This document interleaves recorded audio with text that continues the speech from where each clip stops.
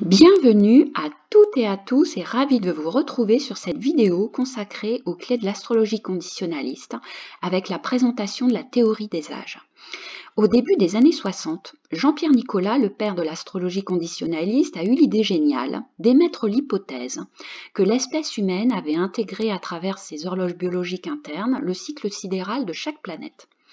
Et par conséquent, il devenait possible de retrouver l'empreinte de chacune de ces planètes à l'intérieur de nous, à travers l'étude du développement de l'homme au niveau de ses âges, avec la psychologie génétique, qui s'intéresse effectivement au développement de l'enfant et de l'adolescent, mais également au-delà sur les différents âges que peut traverser l'homme tout au long de sa vie.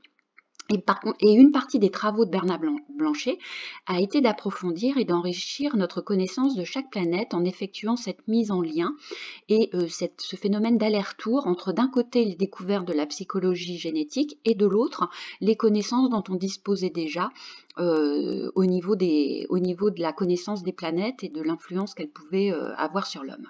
Et il s'avère, comme toujours en astrologie, qu'un hasard qui relève d'une synchronicité qui relève toujours du miracle, s'observe entre d'un côté les stades qui ont pu être mis à jour par les psychologues généticiens et de l'autre les cycles des planètes qui tournent autour du Soleil. Ça ne peut pas être le fruit du hasard. Cette connaissance-là, cette observation est vraiment déterminante. Elle relève de l'évidence au regard des synchronicités, mais n'a jamais franchi les portes des institutions référentes du savoir. Aucune personnalité renommée dans le monde de la psychologie universitaire ou de la biologie ne s'est emparée de cette découverte majeure qui pouvait éclairer d'un jour nouveau la compréhension des besoins de l'homme et de ce qui le nourrit. Et il faut toujours un regard divergent, une pensée différente, marginale, décalée, pour finalement nous reconnecter aux fondamentaux.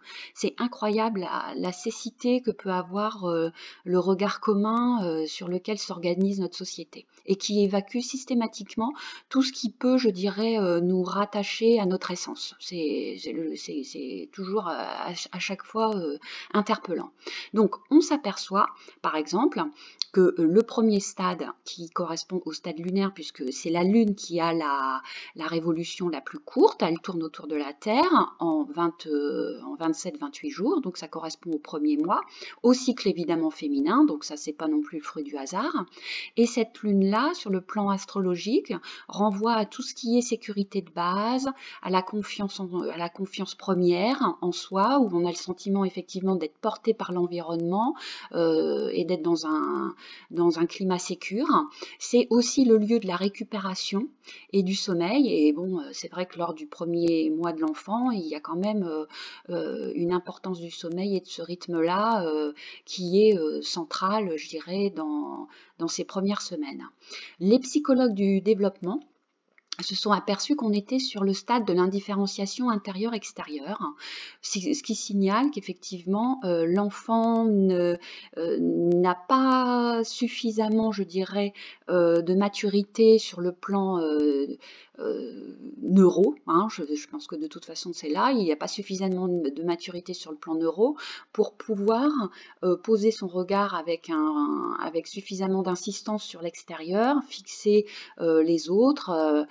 Il faut attendre les mois suivants pour que le regard devienne plus perfectionné et que le contact regard-regard puisse s'effectuer. Donc on est face finalement à une période où l'enfant est un peu dans le vague, où les sensations extérieures ne sont pas véritablement différenciées de ce qui se passe à l'intérieur de son corps, et même à l'intérieur de son corps, les perceptions sont amodales, à savoir que les informations, par exemple, qui passent par le visuel, eh bien, activent aussi tout ce qui relève du goût. Donc, on est sur quelque chose de l'ordre d'un amortisseur, de quelque chose qui ne s'est pas encore véritablement déterminé, mais en tous les cas, qui se joue entre à l'intérieur de soi, les différentes sensations qu'on peut avoir, et entre soi et l'extérieur, Sur le plan symbolique, en astro, la Lune renvoie comme à de l'huile dans les rouages. Sans ça, ça grince.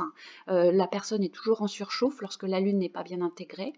Et c'est également la fonction qui amortit. Elle a un rôle d'amortisseur, ce qui fait que ceux qui ont une bonne Lune, eh bien, ont quand même, je dirais, un rapport à eux-mêmes et un rapport à l'extérieur qui est plus confortable et plus sécure. Ça participe véritablement de l'équilibre au quotidien. Cette lune-là est fondamentale, ainsi que le soleil. Nos deux luminaires, c'est vraiment, je dirais, nos deux jambes principales. Ensuite, le stade mercurien arrive à l'issue donc de la fin du stade lunaire et s'étale par conséquent du 1er au 3e mois de naissance, puisque Mercure met 3 mois pour tourner autour du Soleil. Là, on rentre dans une période où l'enfant est en capacité d'accommoder son regard sur l'extérieur et du coup d'engager un début de communication non verbale avec contact regard-regard, mais aussi le fameux sourire qui permet de capter l'attention de l'autre, de le retenir et de maintenir un lien de communication entre lui et les premières personnes d'attachement qui se présentent. En astrologie, Mercure effectivement est un spécialiste de la communication non verbale, il envoie plein de signes, c'est des personnes qui sont très expressives sur le plan des mimiques et ce sont également des personnes qui sont, je dirais, marquées par un éveil et une curiosité autour d'eux qui est insatiable.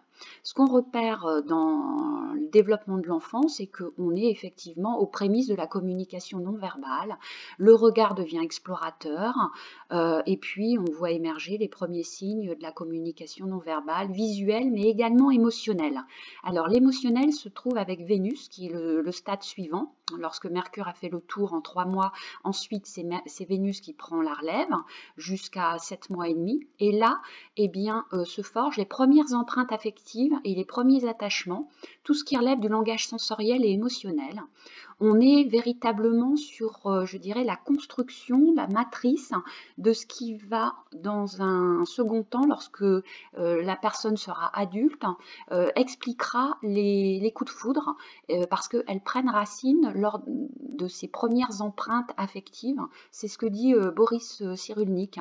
Et ça correspond effectivement au fameux stade vénusien, qui est par excellence la planète de l'affectivité émotionnelle.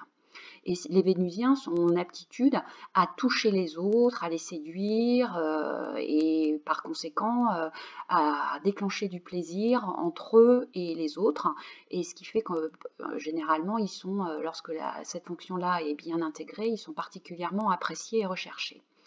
Alors, ce qui est intéressant, c'est qu'ensuite, on arrive à 1 an.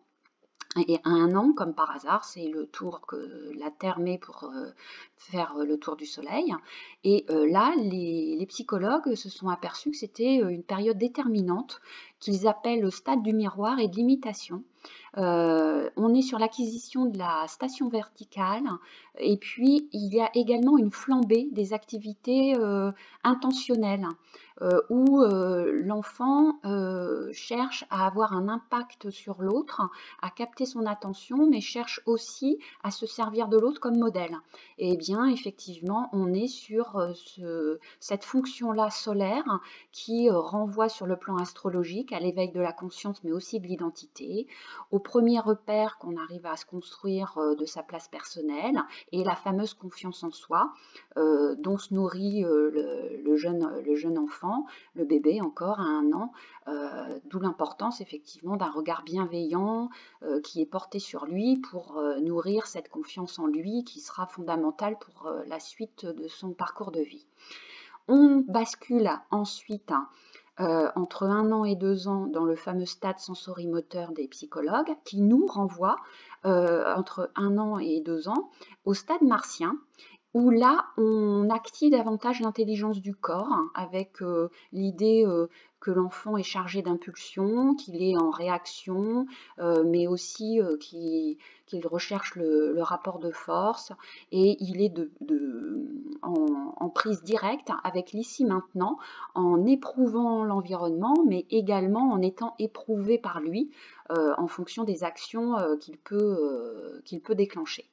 Là, on est pour les psychologues sur l'acquisition de la marche et l'exploration de l'environnement. Effectivement, pour arriver, je dirais, à développer son intelligence du corps, eh bien, on a besoin d'avoir un minimum de mobilité et, comme par hasard, c'est l'acquisition de la marche qui est repérée à cette période-là. Ensuite vient le stade jupitérien qui commence à la fin du stade martien à partir de 2 ans et Jupiter met 12 ans pour faire le tour du Soleil. Là, on rentre dans les apprentissages des codes sociaux d'un point de vue général et ça travaille la place que va occuper l'enfant dans le collectif. On est vraiment sur le personnage social avec l'intégration de l'obéissance, des interdits, le besoin de se comparer. Et le rapport premier de l'enfant au monde est d'abord un rapport fonctionnel. À quoi ça sert? En quoi je peux être utile? En quoi je peux rendre service? Et avec le besoin d'être valorisé et reconnu socialement comme étant le meilleur. Voilà. Et là, chez les psychologues, eh bien, on parle du stade de l'acquisition du langage et des opérations mentales concrètes.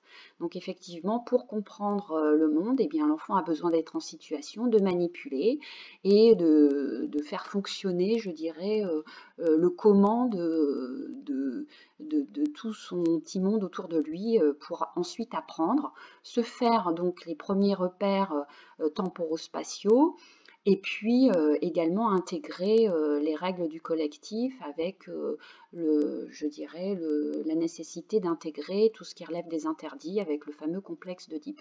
Donc 2 ans, l'entrée dans le stade jupitérien correspond à l'apprentissage du langage oral. 6 ans, demi-cycle jupitérien, les demi-cycles sont toujours importants, et bien comme par hasard, on tombe sur le CP avec l'apprentissage du langage écrit. Ensuite, on change de fonctionnement planétaire et on bascule sur le rythme de Saturne qui du coup prend la relève et correspond à l'adolescence et à la période de l'adolescence, donc entre 12 ans et 30 ans. L'adolescence correspondant clairement au demi-cycle saturnien une nouvelle fois aux alentours de 14-15 ans.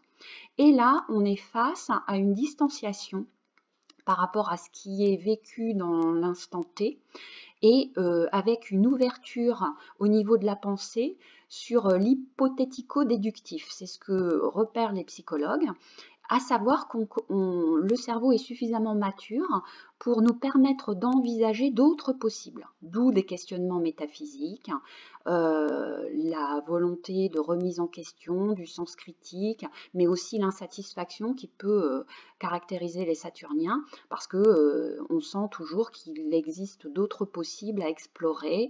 Ce sont des personnes effectivement qui en général sont en rupture par rapport à l'autorité des consensus.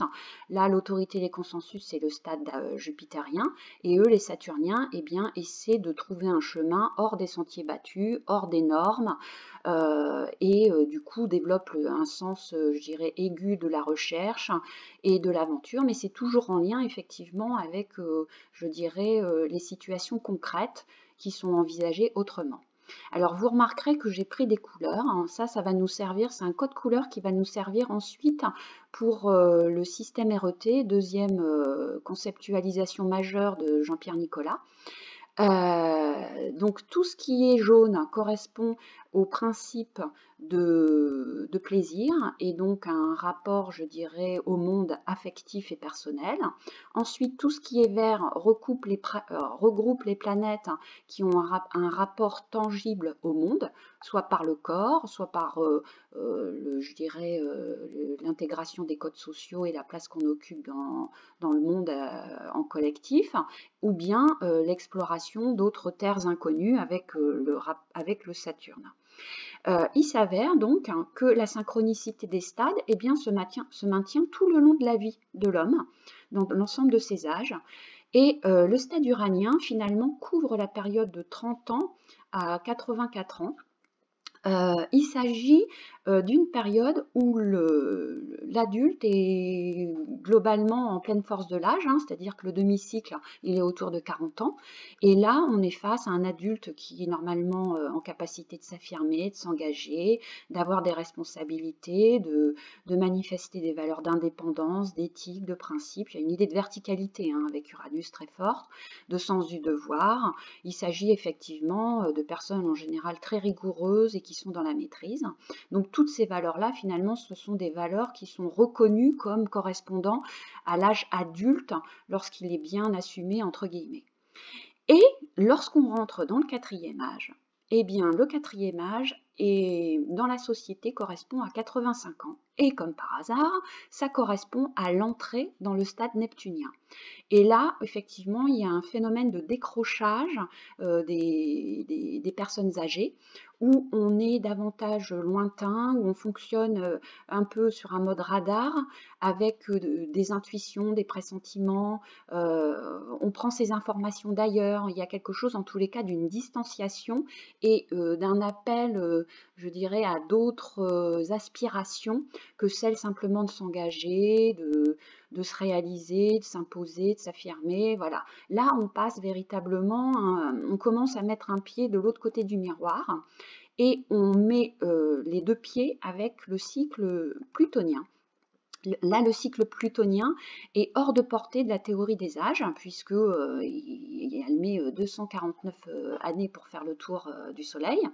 Alors, du coup, sur le plan symbolique, ça nous renvoie au grand inconnu, à l'invisible, à tout ce qui relève du complexe, du caché, mais aussi à toutes les énergies et les puissances invisibles, subtiles, qui agissent en nous, autour de nous, sans qu'on en soit conscient, mais avec un impact extrêmement puissant.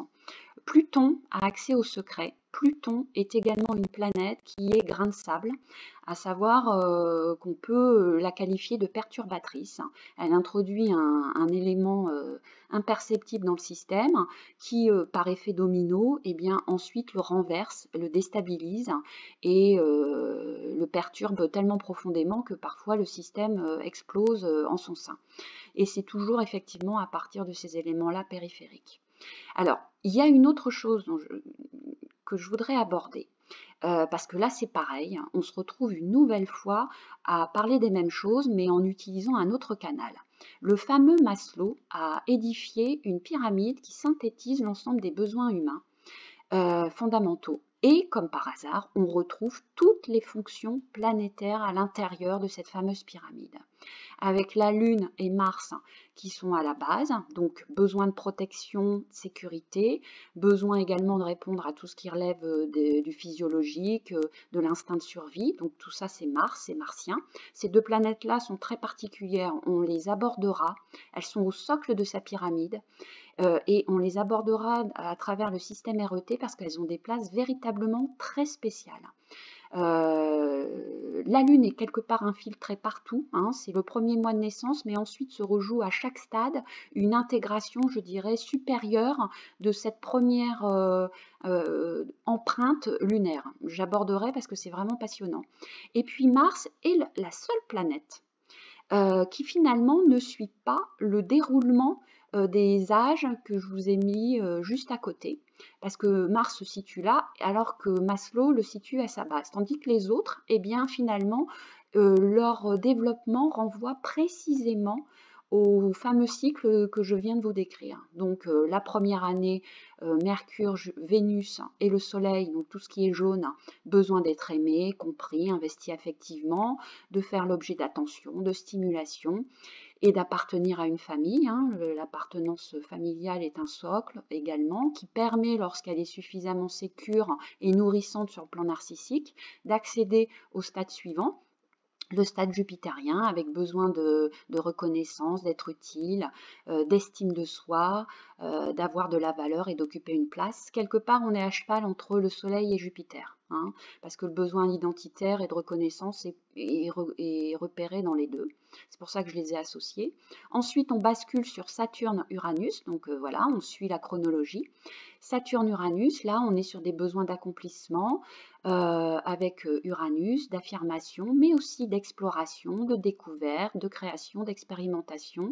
Là, c'est davantage sur une dynamique saturnienne. Maslow les a finalement fusionnés. C'est aussi intéressant, mais bon, nous, on arrive à retrouver à l'intérieur de cette fusion-là les petits qui relèvent de Saturne et ceux qui relèvent d'Uranus. Et la même chose, alors là, lui, Maslow avait un rapport à la transcendance hein, qui était très inconfortable dans son thème, ce qui fait que sa fameuse pyramide, finalement, était très projective, parce que elle ne prenait pas en compte les besoins de transcendance. Et comme ça brillait tellement par son vide, que d'autres psychologues ensuite et théoriciens eh bien, ont rajouté tout en haut à la pointe hein, ce besoin de transcendance, de développement spirituel, de dépassement et d'éthique qui correspondent à l'ensemble de ces cycles-là qui sont coloriés en bleu, à savoir Neptune, Pluton et Uranus. Voilà. Donc, je suis ravie d'avoir pu faire le tour de cette première connaissance, de cette porte d'entrée pour les clés de l'astrologie conditionnaliste et on se retrouvera pour une autre vidéo qui est tout aussi fondamentale et qui explore cette fois-ci le système RET qui est de toute beauté. C'est une conception absolument et une création absolument géniale. J'espère vous retrouver à très bientôt.